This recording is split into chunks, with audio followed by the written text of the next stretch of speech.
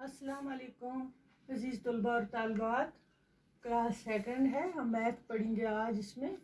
तो हमारा टॉपिक है वनज़ एंड टेन्स, पार्ट फिफ्थ है। हम इसके 4 पार्ट हमने सीखे वनज़ एंड टेन्स। आज इस तरह सीखेंगे हम वनज़ एंड टेन्स। टीम हम बनाते हैं, team of the 10 students is to be made.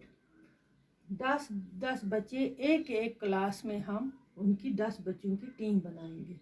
तो नंबर ऑफ द स्टूडेंट मैंने लिखे हैं और क्लास भी, ठीक है।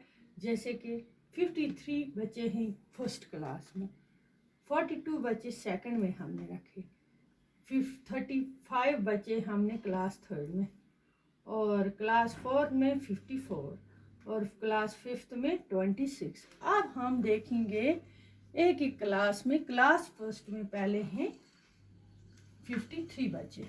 कितने हैं?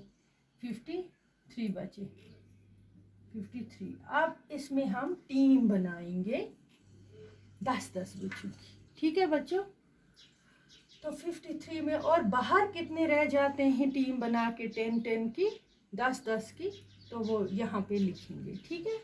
तो 53 में हम 10-10 की बनाएंगे, 5 ग्रुप बनेंगे। कितने? 5 ग्रुप बनेंगे इनको, 5 टीमें 10-10 की, 5, ठीक है। 5 टीम बनेगी। कितनी बनेगी? 5 टीम 10-10 की, है ना, 10-10 स्टूडेंट। और उसके बाहर कितने रहते हैं? 3, ठीक है। अब क्लास सेकंड है, क्लास सेकंड में है 52 बच्चे, ठीक है। तो इसमें कितने बनेंगे 10-10 के? 4। तो बच्चों 42 हैं क्लास सेकंड में, ठीक है बच्चों। तो अब हम बनाएंगे 10-10 की, 10-10 स्टूडेंट की टीम।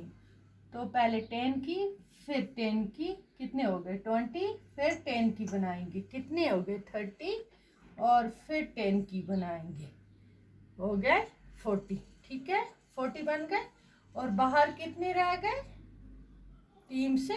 2, ये लिखेंगे 2, जो टीम से बाहर रहेंगे वो लिखेंगे हम। इसी तरह हम क्लास थर्ड की करेंगे।